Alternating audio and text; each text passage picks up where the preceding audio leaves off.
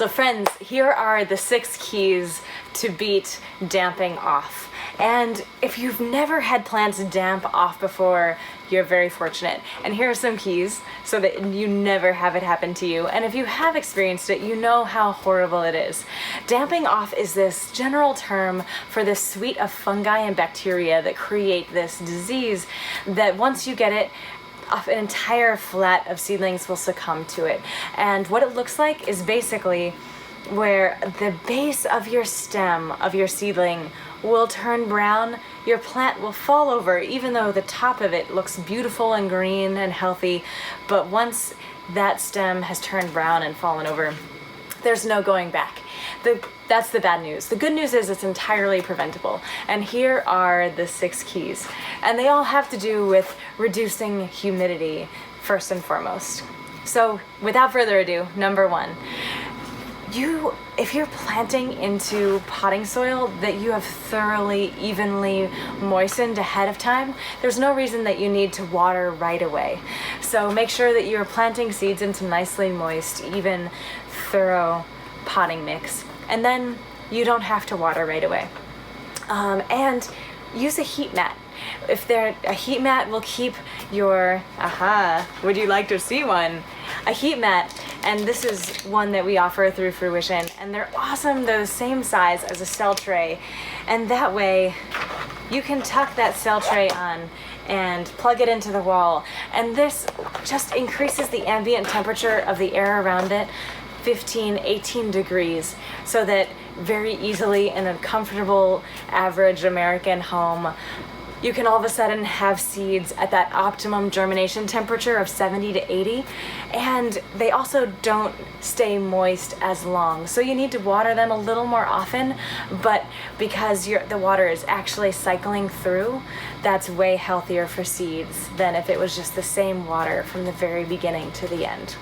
So the next thing to remember, there are these things, these plastic domes. You can also cover your seedling trays with saran wrap, and it's very popular. You see all kinds of photographs of it on Pinterest, and I can't tell you, we don't use them on anything here on the farm except if we're grafting.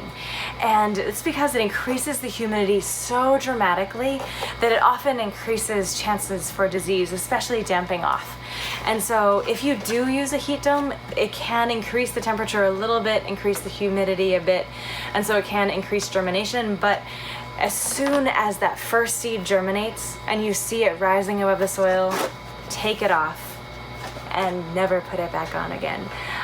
But if I had my druthers, I would love for you to never use anything like a plastic dome. And you can see in the top of these peppers, we're letting the very top dry a bit. And as soon as we go underneath the very top of the soil, it's dark again, it's plenty moist. And we want to let that surface get a little dry before we go in and water. And that way you're being sure that you're not overwatering, increasing humidity, increasing the chance of damping off. And if you do water, we certainly do overhead water because we just have tons of flats inside this large greenhouse. But if I had my druthers, I would just be bottom watering, lifting up that top tray from the nesting tray, putting water in and letting water soak up from the bottom. So it's keeping water right at the roots, right where you want it. And check out our video on bottom watering as well.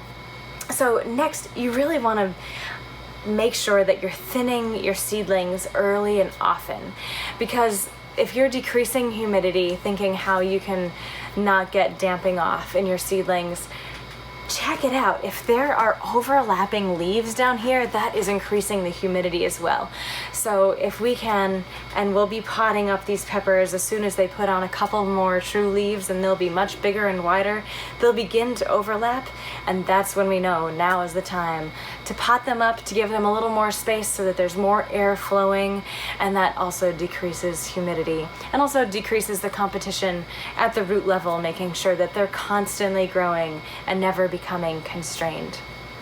So friends, I'm glad you now know these 6 keys to prevent damping off. damping off is such a ubiquitous experience among home gardeners, and the good news is it's very preventable. If you have any other questions, go to our Flourish forum, ask Q&As, ask questions for our next Q&A, and I will see you there.